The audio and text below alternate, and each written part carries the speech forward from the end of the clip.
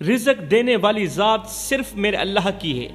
میں چیلنج کرتا ہوں بل گیٹس کو، ایلون ماسک کو اور دنیا کے ہر امیر ترین شخص کو کہ آؤ 850 کروڑ لوگوں کو ایک وقت کا کھانا کھلا کر دکھاؤ۔ میں دنیا کے ہر بڑے پرائم منسٹر کو چیلنج کرتا ہوں کہ آؤ 850 کروڑ لوگوں کو ایک وقت کا کھانا کھلا کر دکھاؤ۔ دنیا کے بڑے بڑے دعوے کرنے والوں سنو، دنیا میں بڑی بڑی باتیں کرنے والوں سنو، تم جو پوری دنیا خریدنے کی باتیں کرتے ہو، دنیا کی تمام چیزیں خریدنے کی باتیں کرتے ہو، پوری دنیا کی زمینیں خریدنے کی باتیں کرتے ہو، اپنی طاقت اور دولت پر غرور کرتے ہو، فخر کرتے ہو، میں تمہیں کھلے عام چیلنج دیتا ہوں کہ تم 850 کروڑ لوگوں کو ایک وقت کا کھانا کھلا کر دکھاؤ۔ 2 وقت کی بات نہیں کر رہا، ایک وقت کی بات کر رہا ہوں۔ اگر تمہارے پاس اتنی طاقت ہے تو 850 کروڑ لوگوں کو کھانا کھلا کر ثابت کرو کہ تم واقعی امیر ہو۔ اور اگر تم یہ ذمہ داری نہیں اٹھا سکتے، اگر یہ تمہارے بس کی بات نہیں ہے، تو پھر تمہارے باپ کو بھی ماننا پڑے گا کہ رزق صرف میرے اللہ کے ہاتھ میں ہے، رزق صرف اللہ کے ہاتھ میں ہے۔ اگر رزق دنیا کے طاقتوروں کے ہاتھ میں ہوتا تو آج کوئی بھوکا سوتا، کوئی ننگا رہتا۔ اگر یہ رزق دنیا کے کسی انسان کے ہاتھ میں ہوتا، کسی شخص کے ہاتھ میں ہوتا، تو آج کوئی بھی کھا کر نہ سوتا، کوئی بھوکا سوتا، کوئی ننگا رہتا۔ میرا اللہ فرماتا ہے، اے میرے بندے، زمین کے نیچے رہنے والی چیونٹیوں سے لے کر سمندر میں تیرنے والی مچھلیوں تک، پہاڑوں کی بلندیوں پر پرندوں سے لے کر انسانوں تک، سب کو رزق کون دیتا ہے؟ میں رب دیتا ہوں۔ میں رب دیتا ہوں جس نے قبر کھودنے والے ایک عام گورکن کو اتنا رزق عطا کیا۔ قبریں کھودنے والے، یہ قبریں کھودنے والا کون ہے؟ اسے فرعون کہتے ہیں۔ فرعون شروع میں غریب تھا نا، یہ قبریں کھودتا تھا۔ قبریں کھودنے والے ایک عام گورکن کو اتنا رزق عطا کیا، میں رب نے اتنی دولت عطا کی کہ اسے بادشاہ بنا دیا، بہت بڑا بادشاہ۔ لیکن جب وہ تخت پر بیٹھا تو اس نے خدائی دعویٰ کر دیا، میرے وجود کو جھٹلانے لگا۔ فرعون میرے وجود کو جھٹلانے لگا اور اپنی طاقت و دولت کو میرا نعم البدل سمجھنے لگا۔ لیکن جب اس کا غرور حد سے بڑھا، جب فرعون کا تکبر حد سے بڑھا، تو میں نے اس کے انجام کو دنیا کے لیے عبرت ناک بنا دیا۔ اس کے انجام کو دنیا والوں کے سامنے عبرت کا نشان بنا دیا۔ میں نے دکھایا کہ یہ زمین، یہ آسمان، یہ سب کچھ میرے قبضے میں ہے۔ فرعون تو کچھ بھی نہیں ہے، تیرا تکبر تو کچھ بھی نہیں ہے۔ تکبر تو میں کر سکتا ہوں، جو قادر ہوں، جو کریم ہوں، جو رحیم ہوں۔ مجھے تکبر جچتا بھی ہے، فخر تو میں کر سکتا ہوں، تو کون ہے فخر کرنے والا؟ دیکھ، یہ سب کچھ میرے قبضے میں، اور کوئی انسان میرے حکم سے باہر نہیں جائے گا۔ میرے بندو، کیا تم یہ جاننے سے قاصر ہو کہ میں وہ رب ہوں جس نے قارون کو اس کے خزانوں کے دروازے پر بے حساب دولت عطا کی، اتنی دولت عطا کی کہ اس کے وہم و گمان میں بھی نہیں تھا۔ اس کے خزانوں کی چابیاں اتنی بھاری تھیں کہ کئی مضبوط لوگ انہیں اٹھانے کے لیے قابل نہ تھے، چابیاں اٹھا نہیں سکتے تھے مضبوط اور طاقتور لوگ۔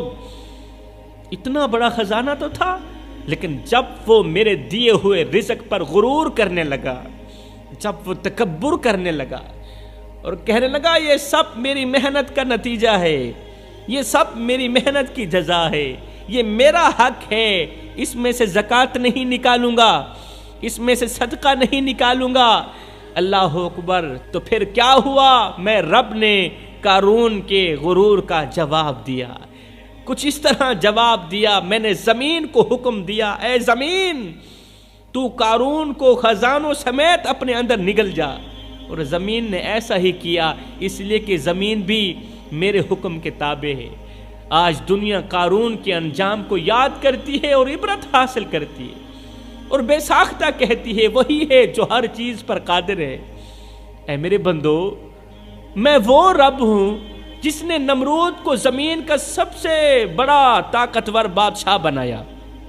اس روئے زمین پر نمرود کو سب سے بڑا طاقتور بادشاہ بنانے والا کون ہے؟ میں رب ہوں۔ لیکن اس نمرود نے اپنی بادشاہی پر فخر کرتے ہوئے کہا میں بھی زندگی اور موت دے سکتا ہوں، میں بھی خدا ہوں، میں زندگی بھی دے سکتا ہوں، میں موت بھی دے سکتا ہوں۔ لیکن جب اس نے میرے نبی حضرت ابراہیم علیہ السلام کو آگ میں ڈالنے کا فیصلہ کیا تو میں نے آگ کو حکم دیا آگ ٹھنڈی ہو جا اور سلامتی والی بن جا۔ پھر کیا ہوا؟ آگ ٹھنڈی ہو گئی اور میرے ابراہیم کا کچھ بھی نہ بگاڑ سکی۔ پھر نمرود کو اس کے غرور کا انجام دکھانے کے لیے، نمرود کو اس کے تکبر کا انجام دکھانے کے لیے میں نے ایک معمولی مچھر بھیجا، چھوٹا سا مچھر بھیجا جو اس کی ناک میں داخل ہو گیا، اور اسی چھوٹے سے مچھر نے اس کے غرور کو خاک میں ملا دیا۔ سب فانی ہو گیا، سب ختم ہو گیا۔ میں نے اس کی زندگی کو عبرت کا نشان بنا دیا۔ دنیا کا مال و دولت، طاقت و غرور سب فانی ہے میرے بھائیوں۔ اللہ فرماتا ہے میں ہی ہوں جو سب کچھ عطا کرنے والا ہوں، میں ہی دینے والا ہوں، میں ہی لینے والا ہوں۔ میں کبھی دے کر آزماتا ہوں اور کبھی واپس لے کر آزماتا ہوں۔ آج کا انسان ہمیشہ اچھے انسان سے محبت کرتا ہے، ایک میں رب ہی ہوں جو برے انسان کو بھی اکیلا نہیں چھوڑتا، گندے سے گندے انسان کو بھی اکیلا نہیں چھوڑتا۔ میرے بھائیوں، میرے دوستوں، دیکھ لیا تم نے، دیکھ لیا قارون کے خزانے زمین میں دفن ہیں، فرعون کا غرور دریا میں ڈوبا ہوا ہے، اور نمرود کے تخت پر ایک مچھر کا نام لکھا گیا جس نے نمرود کے تکبر کو خاک میں ملایا، جس مچھر نے نمرود کے فخر کو نمرود سمیت مٹی کے اندر دفن کر دیا۔ دنیا کے بڑے بڑے بادشاہ آتے ہیں اور چلے جاتے ہیں، لیکن وہی اللہ باقی رہتا ہے جو سب کچھ عطا کرتا ہے۔ وہ اللہ فرما رہا ہے اے میرے بندو تم میرے بندے ہو اور میں تمہارا رب ہوں۔ اللہ فرماتا ہے اے میرے بندو تم میرے بندے ہو اور میں تمہارا رب ہوں، تم میری مخلوق ہو اور میں تمہارا خالق ہوں، تم میرے غلام ہو اور میں تمہارا مالک ہوں، تم میرے محب ہو اور میں تمہارا محبوب ہوں۔ پھر مجھے بتاؤ جب تم پر کوئی مصیبت آتی ہے، جب تم پر کوئی پریشانی آتی ہے، جب تم غربت کی دلدل میں پھنستے ہو، جب غربت تمہارا دامن پکڑ لیتی ہے، جب زندگی کے دکھ تمہیں جھکا دیتے ہیں، تو تم مجھے چھوڑ کر غیروں کے دروازوں پر کیوں جاتے ہو؟ میرے جیسے رب کو چھوڑ کر، میرے جیسے اللہ کی دہلیز چھوڑ کر، میری چوکھٹ چھوڑ کر غیروں کے آگے ہاتھ پھیلانے سے تمہیں شرم نہیں آتی؟ جب تمہارے ہاتھ مانگنے کے لیے اٹھتے ہیں تو وہ کسی اور کے سامنے کیوں پھیلتے ہیں کسی اور کے سامنے؟ کیا تم یہ سمجھتے ہو کہ میں رب سو گیا ہوں؟ دنیا کے بادشاہوں کو دیکھو، ان کے دروازے دن کے وقت ہی بند ہو جاتے ہیں، رات کے اندھیروں میں تو مضبوطی سے بند ہو جاتے ہیں، کوئی اندر نہیں آئے گا۔ دربان کہتا ہے چلے جاؤ، بادشاہ آرام کر رہا ہے، مگر میں وہ رب ہوں جس کے دروازے نہ دن کو بند ہوتے ہیں اور نہ ہی رات کو بند ہوتے ہیں۔ میرا دروازہ ہر لمحے کھلا رہتا ہے، میں تمہاری فریاد سنتا ہوں، چاہے تم فجر کی اذان میں رو، چاہے تم فجر کی اذان میں آنسو بہاؤ یا رات کی تاریکی میں اپنی پریشانی میرے سامنے بیان کرو، میں تمہاری فریاد سنتا ہوں۔ میں رب تمہاری دعاؤں کا شدت سے انتظار کرتا ہوں۔ میں چاہتا یہ ہوں کہ تم میرے سامنے جھکو، اپنا قیمتی سر میں رب کے آگے جھکاؤ، مجھ سے مانگو، لیکن تم غیروں کے آگے جھک جاتے ہو، غیروں کے آگے ہاتھ پھیلا کر مجھے ناراض کرتے ہو، مجھے خفا کرتے ہو۔ حضرت سیدنا علی المرتضیٰ شیر خدا کرم اللہ وجہ الکریم فرماتے ہیں جب تمہاری زندگی میں غربت، پریشانیاں اور مصیبتیں آنے لگے تو فوراً یہ 5 عمل ضرور کر لینا۔ جب بھی اپنی زندگی میں پریشانیوں کو آتے ہوئے دیکھو تو فوراً یہ 5 عمل ضرور کر لینا۔ یہ 5 عمل تمہارے گھر میں آنے والی غربت کو روک دیں گے، آنے والی مصیبتوں کو روک دیں گے، تمہاری پریشانیوں کو شکست دیں گے یہ 5 عمل، اور تمہارے گھر میں خوشحالیوں کا سامان پیدا کریں گے۔ یہ عمل نہ صرف تمہارے رزق کے دروازے کھولیں گے بلکہ تمہارے گھر کو کبھی بھی غربت کی دلدل میں نہیں گرنے دیں گے۔ زندگی کبھی ایک جیسی نہیں رہتی میرے بھائیوں، کبھی دن اچھے ہوتے ہیں تو کبھی پریشانیوں کا سایہ چھا جاتا ہے، کبھی رزق کی فراوانی ہوتی ہے تو کبھی ایسا لگتا ہے کہ تمام دروازے بند ہو گئے ہیں ہمارے لیے۔ ایسا لگتا ہے نا کہ ہمارے لیے رزق کے تمام دروازے بند کر دیے گئے۔ ایسے وقت میں انسان مایوسی کے گہرے گڑھے میں گرنے لگتا ہے، مایوسی کے گہرے گڑھے میں، مطلب کہ اتنے بڑے گناہ کے گہرے گڑھے میں گرنے لگتا ہے۔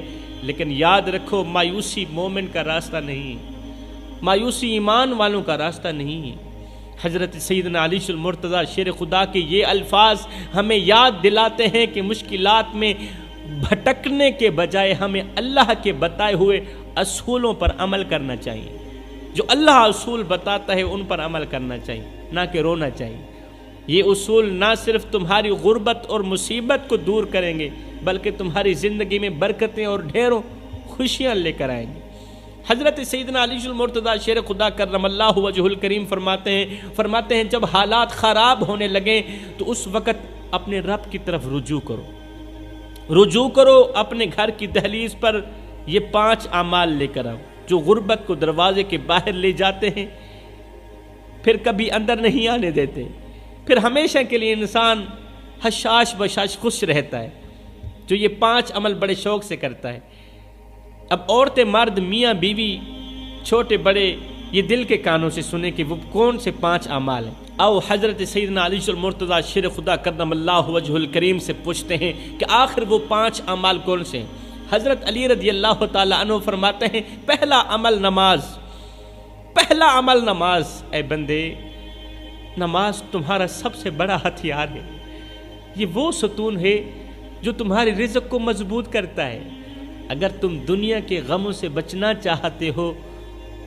چاہتے ہو دنیا کی مصیبتوں سے، پریشانیوں سے، تو نماز کو کبھی نہ چھوڑنا، خاص طور پر فجر کی اور عشاء کی نماز کو۔ نماز وہ چابی ہے جو بند دروازے بھی کھول دیتی ہے اور تمہارے رزق میں برکت ڈالتی ہے۔ نمازی انسان کبھی پریشان نہیں ہوگا، پریشان ہوگا بھی صحیح تو یہ جو نماز ہے جلد از جلد اس کی اس پریشانی کا حل کرے گی، پریشانی جڑ سے ختم کرے گی۔ حضرت علی فرماتے ہیں دوسرا عمل استغفار تمہارے گناہوں کو دھو دیتا ہے اور تمہارے لیے آسمان سے رحمتوں کے دروازے کھول دیتا ہے۔ یہ تمہارے دل کو صاف کرتا ہے، تمہارے دل کو صاف بھی کرتا ہے اور تمہارے رزق کو وسیع بھی کر دیتا ہے۔ کون سا عمل؟ استغفار۔ جو شخص استغفار کرتا ہے اللہ اسے مصیبتوں سے نکال کر کامیابی کی طرف لے جاتا ہے۔ رسول کریم صلی اللہ علیہ وآلہ وسلم نے فرمایا جو شخص استغفار کو لازم پکڑ لے اللہ اس کے لیے ہر تنگی سے نکلنے کا راستہ بنا دیتا ہے اور اسے وہاں سے رزق دیتا ہے جہاں سے بندے کو کوئی وہم و گمان بھی نہیں ہوتا۔ حضرت علی فرماتے ہیں تیسرا عمل، گھر میں رزق لانے والا، پریشانیوں کو دور کرنے والا، مصیبتوں سے چھٹکارا دینے والا تیسرا عمل صدقہ تمہارے مال کو کم نہیں کرتا بلکہ اسے کئی گنا بڑھاتا ہے۔ یہ تمہاری رزق میں برکت ڈالنے کا ذریعہ بنتا ہے۔ اللہ صدقہ کرنے والوں کو پسند کرتا ہے، جس طرح اللہ نماز پڑھنے والوں کو پسند کرتا ہے، توبہ کرنے والوں کو پسند کرتا ہے، ماں باپ کی خدمت کرنے والوں کو پسند کرتا ہے، تہجد پڑھنے والوں کو پسند کرتا ہے، اسی طرح اللہ صدقہ کرنے والوں کو بھی پسند کرتا ہے۔